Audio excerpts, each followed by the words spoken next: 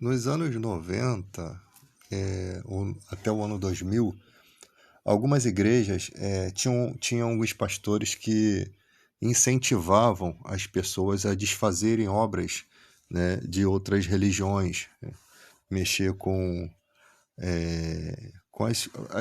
os despachos, né? E esses pastores, na verdade, eles estavam sendo conduzidos pelo mal para poder incentivar os cristãos a fazerem isso. Por quê? Porque se um cristão não tem esse discernimento de que aquilo ali são coisas de outra religião que você não deve mexer, esse cristão ele não tem maturidade ainda, né? Então o mal usava os pastores, né, para incentivar com que os novatos na fé viessem a mexer com essas coisas espirituais.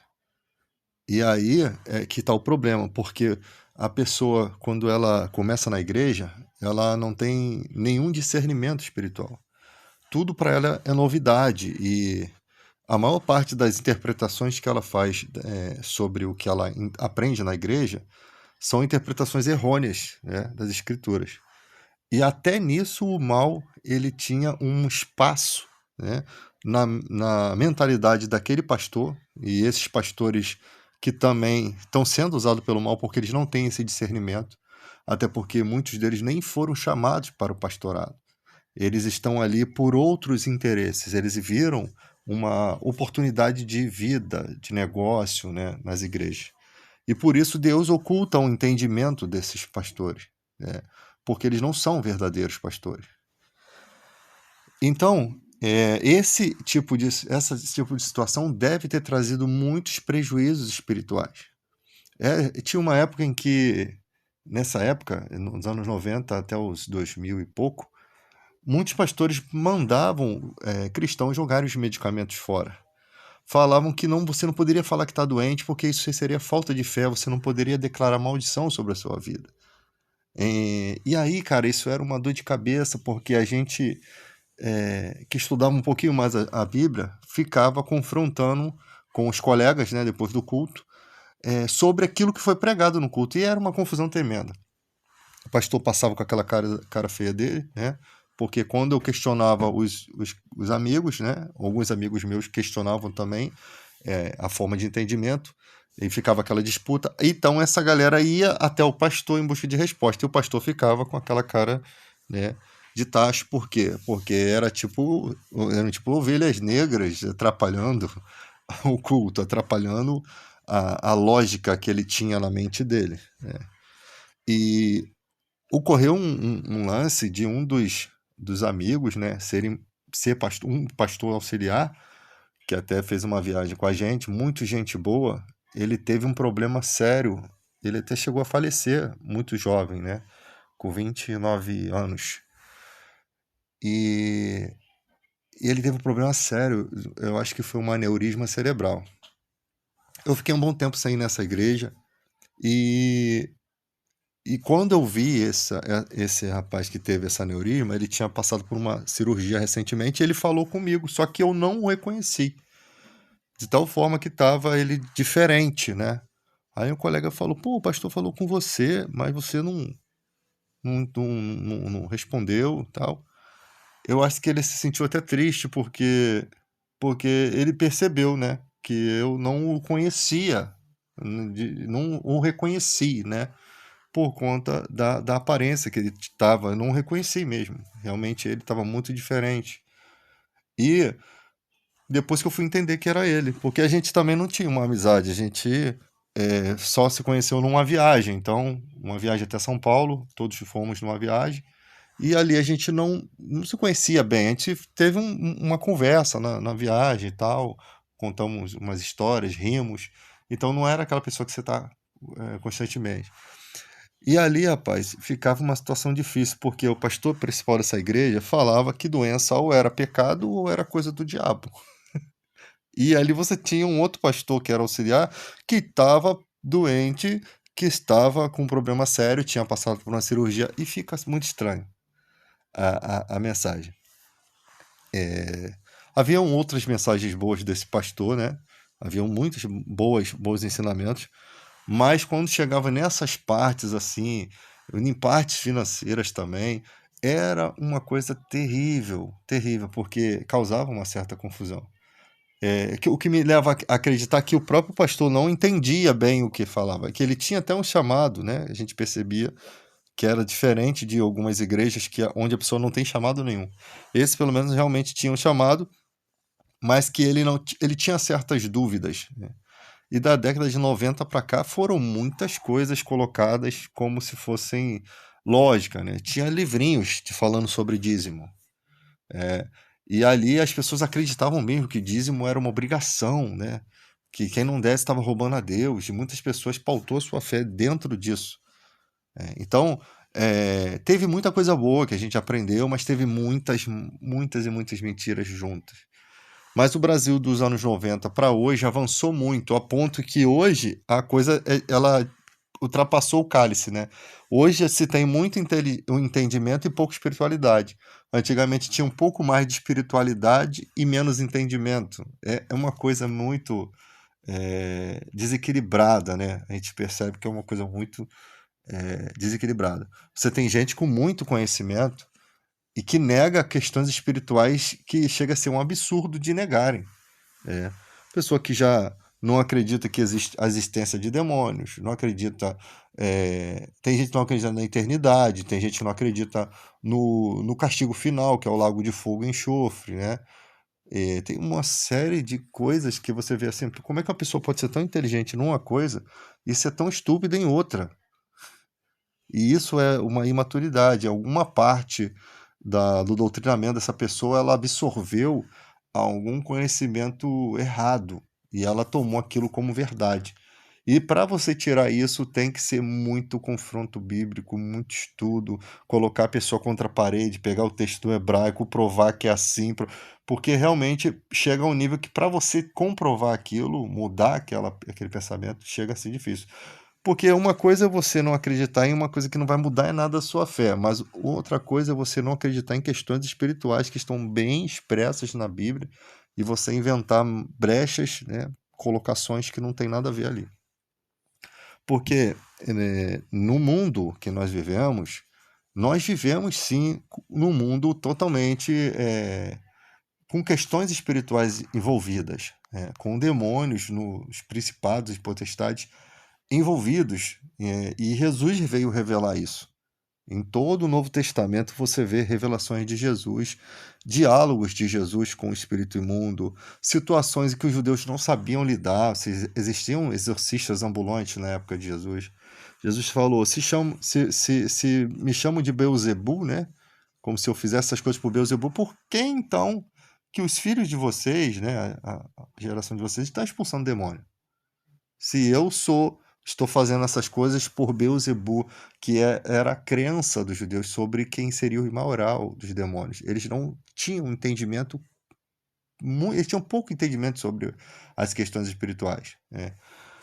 E Jesus ele vem revelando tudo, ele vem fazendo maravilhas. Você tem endemoniado gadareno que atacava todo mundo, que era preso com cadeia de bronze, arrebentava tudo. E Jesus veio e livrou aquele cara, libertou. Quando aquelas pessoas daquela terra, daquele lugar, do povoado, viu aquele cara liberto, esse cara espantados, porque contra fatos não existe argumento. Você está vendo um ser que ficava entre os sepulcros se cortando, possivelmente comendo até carne podre, né?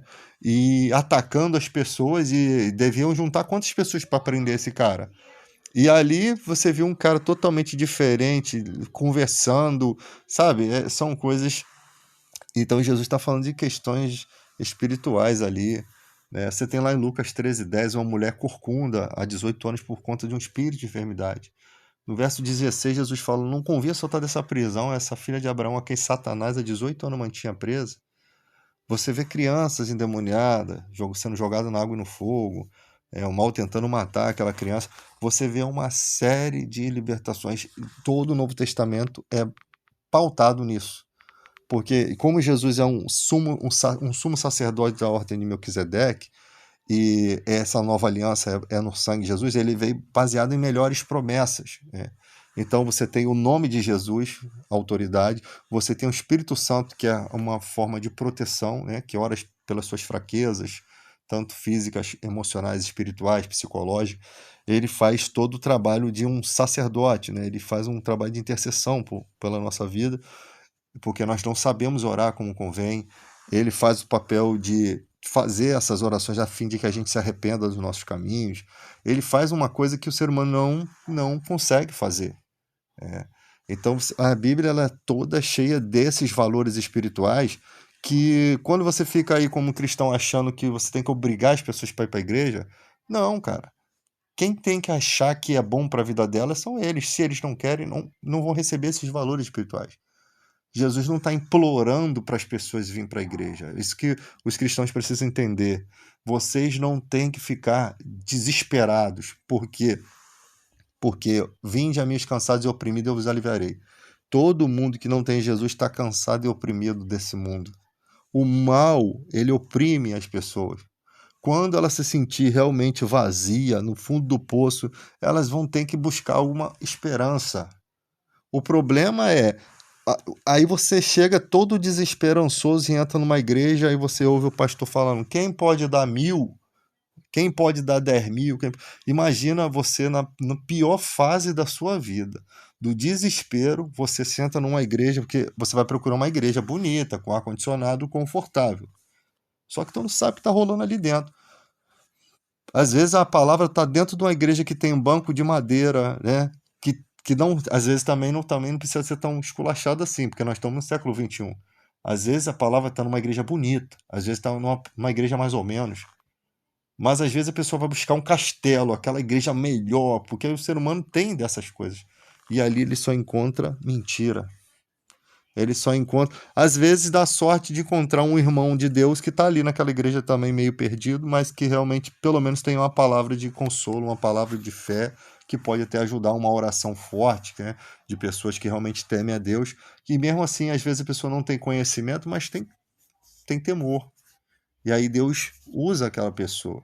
Então, a vida do cristão é assim, cara. O mundo desesperado, né? As pessoas vão estar vivendo as suas vidas, as suas loucuras até o máximo que elas quiserem, né? O máximo do absurdo. Elas acham que aquilo ali é a liberdade que elas têm. Os que são nascidos da carne é carne. E eles acham que a vida é isso, as coisas boas são isso, ele quer tudo para ele, né? Só que ali não existe paz. Ali não existe verdadeira paz. Por quê? Porque no pecado, nessas coisas da carne, é o lugar mais profundo das trevas. É o lugar onde o mal consegue alcançar a sua alma. E ele está ceifando vidas todos os dias. Alguém volta de uma festa que viveu lá, que se esbaldou, que se prostituiu e perde sua vida numa estrada, perde sua vida num voo de avião, perde sua vida em uma briga, sabe? E todos os dias Satanás está como um leão, realmente destruindo e dizimando a vida das pessoas e levando essas pessoas para a perdição. Será que elas tiveram chance de ouvir uma palavra? Será que elas realmente quiseram ouvir uma palavra? Será que elas realmente quiseram mudar? Porque tem gente que só está aceitando o seu próprio destino. Ela colocou aquilo como destino dela, ela está aceitando o caminho proposto pelo mal. A porta da salvação ela é muito estreita. Ela é tão estreita que tem pastores que não estão entrando nela. Tem pastores que estão preferindo as riquezas desse mundo, como na parábola do semeador, fala da semente que cai entre os espinhos, né? Os espinhos vão crescendo e ele sufoca a palavra. E fala que esses espinhos são os cuidados do mundo, as fascinações da riqueza, as demais cobiças. Ou seja, depois que a semente ganhou vida, conheceu a palavra, teve todo o processo de fé, agora vem as coisas do mundo. Quanto tempo as pessoas se dedicam para procurar as coisas do mundo? Quanto se desgastam para buscar os benefícios do mundo. Tem gente que quer buscar não só os benefícios, mas quer buscar a cultura do mundo. Ele quer se passar. Ele não quer mais ser um cara que, como diz a Bíblia, né? Não são poucos. Os da fé são poucos de nobre nascimento, né? Os que têm muito conhecimento. Não que se buscar conhecimento seja ruim, mas agora ele não busca o conhecimento para ensinar, ele busca para se vangloriar. Ele quer ser destaque, né? Ele quer aparecer. E nessa busca são os cuidados do mundo, as fascinações da riqueza, são os espinhos que acaba tirando aquela humildade da pessoa. O cara já se acha melhor do que todo mundo, ele já não consegue achar humildade nele. Na verdade, cara, todo mundo sabe onde está errado. Todo mundo sabe que não é mais espiritual como era antes. As pessoas sabem, porque o Espírito Santo não deixa a pessoa viver enganado. Ele sabe que precisa se modificar. Cada um sabe que o seu comportamento precisa mudar, sabe? Ele não precisa de ninguém que o ensine isso. Dentro dele já é o Espírito de Deus que está mostrando ali, tá? De repente, uma pregação dessa pode até tocar o coração dele e ele entender do que se trata isso aqui. Mas é dessa forma. Então, todo mundo sabe aonde precisa mudar. No fundo, todo mundo sabe que suas escolhas são o que está levando ela pelo caminho abaixo, né? Pro fundo do poço, posso dizer assim. Pessoas que antigamente tinham uma vida boa, uma vida tranquila, agora estão vivendo uma vida alucinada, desesperada, sufocada, cansativa. O céu parece que é de bronze. Por que está fechando o céu de bronze? Se você tem palavras de fé, Jesus deixa lá a palavra. Vê as aves do céu, não plantam nem semeiam, não plantam nem colhem em celeiro. O Pai todavia os alimenta. Vê as flores, né? Que Deus veste elas dessa forma para simplesmente amanhã o sol vai queimar elas, mas Deus não deixou de vestir elas de forma perfeita. Não vale mais vocês que as aves do que as plantas? O mundo todo que tem que andar nesse desespero, porque eles não têm Deus. Mas você de fé, você não tem que viver nesse desespero. Você tem que confiar que Deus sabe o que você necessita. Então, essas palavras de fé que parecem que entram no ouvido do cara e saem pelo outro como se não absorvesse isso. Porque de tão simples que é, que parece ser uma coisa idiota, né?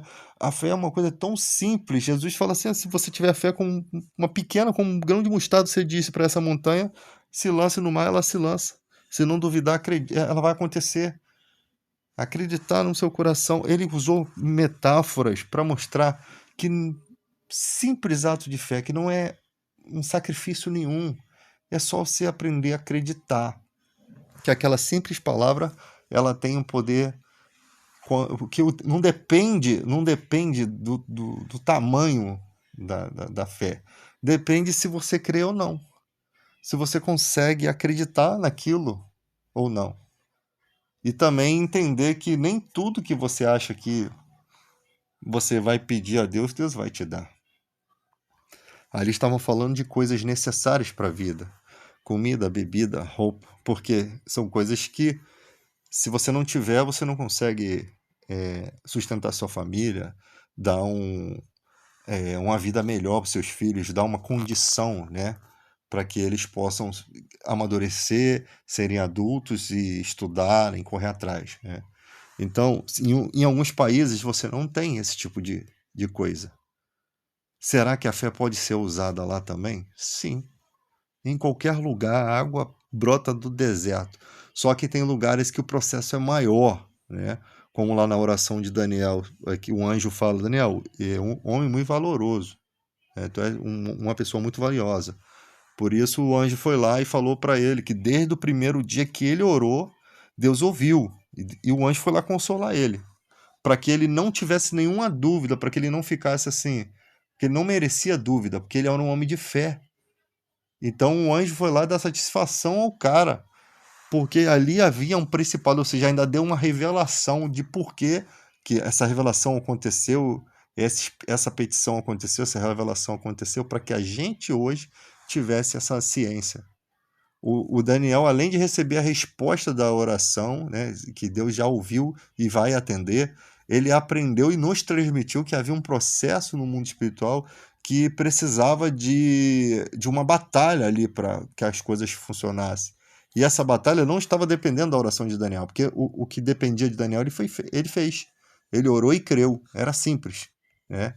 ele era um homem valioso diante de Deus, quer dizer, você tem que ser uma pessoa de valor para que Deus possa pelo menos te ouvir. Segundo, se você não é, você muda na hora ali, pede perdão a Deus e segue dali para diante. Às vezes Deus te ouve mesmo você não sendo alguém valioso para Deus, mas naquele caso ali, ele era o cara que tinha um valor para Deus, porque estava sempre com Deus, em contato. Era um cara que tinha fé, então até um anjo foi lá dar satisfação a ele. Para que em nenhum momento ele viesse a duvidar. Para que Deus mostrasse que o carisma que Deus tinha com ele. E para que fosse revelado para nós que existem processos espirituais no meio do caminho, coisa que Daniel talvez não entendesse, mas foi revelado a ele ali. E hoje a nós também. Então há processos espirituais fortes em certas circunstâncias, né? Ali se trata de localidade, mas eu posso botar circunstâncias da vida também, que existia ali, quando fala o príncipe da Pérsia, né, se opôs ali ao anjo ali, né, o arcanjo que estava em peleja. Então você percebe que as forças do mal, elas lutam para que as coisas boas não aconteçam, para que as bênçãos não cheguem, para que você não descubra as coisas de valor de Deus, porque uma hora que você descobre, você tem um segredo que ninguém tem, você acaba descobrindo algo tão valioso que outras pessoas poderiam conseguir entrar por essa porta se você ensinasse, né? Então o mal vem com ímpeto, né, para que não funcione aquilo ali. Para que não funcione. É a mesma coisa quando você pode ser um cantor gospel ou não. Tudo que você faz de bom para a humanidade, né, que dá algum valor, que dá algum sentido, a pessoa faz uma música lá. Pô, aquela música no dia do casamento emocionou. Ela até hoje é a música que faz com que o casal esteja vivo, firme, né? E no mundo espiritual, o mal, ele não quer isso.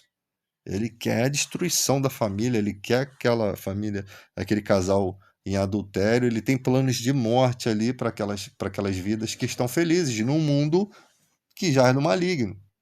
Então, ele quer que as coisas desandem ali. Então, todo mundo que faz bem acaba sofrendo pressões espirituais. Agora, se você é uma pessoa que não entende isso, como é que você se defende?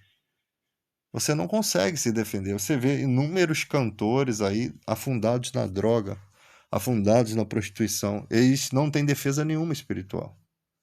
E ali, não sei como é que funciona no mundo espiritual, os anjos brigando, né? Por conta dos propósitos que Deus ainda tem naquela vida. Mas o que a gente vê é pessoas sendo ceifadas com uma idade muito jovem, né? E as músicas das pessoas ficam vivas, né? As pessoas estão aproveitando um dom e aquela pessoa em si, ela nem conseguiu viver o restinho de sua vida. Porque uma coisa é você cumprir o ciclo da vida, né? Você viver bem, você ter família, você ter filho, você usufruir, aí quando chega na velhice ali, você morre, que é o caminho de todo ser humano, né?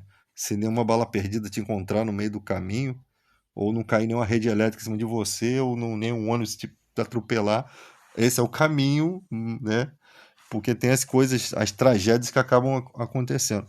Mas o caminho quem chega nesse final de vida com tudo isso, vivendo feliz, foi um sortudo. Foi um sortudo, foi um milagre na vida dessa pessoa. E aí, quando ela morre, as pessoas ficam tristes, mas as pessoas têm um conforto. Porque, pô, essa pessoa viveu tudo, tudo que tinha para viver, e viveu bem, não viveu na vida mendigando, não viveu bem, com recursos bons, viu seus filhos, viu seus netos, botou filhos na faculdade, deixou um legado aqui. Agora, quando você não deixa nada, que você é novo, você mal usufruiu da vida e a sua vida é tirada, que hoje em dia é tirado de forma assim, gratuitamente, é, de uma forma louca, não dá para entender a humanidade, né? As pessoas não têm medo de cadeia, não têm medo de ficar trancafiada, porque talvez ela não entenda o inferno que a espera, o local ruim que a espera, né? Talvez a pessoa não compreenda isso, porque viver numa cadeia, num lugar quente, cheio de pessoas, você não tem liberdade para tomar um banho, para beber uma água, para nada, deve ser uma coisa ruim demais. E as pessoas simplesmente elas abrem mão de uma coisa muito valiosa que é a sua liberdade por conta de uma briga, por conta de uma confusão, ou quis se amostrar para alguém, sabe? Cara, é uma coisa surreal.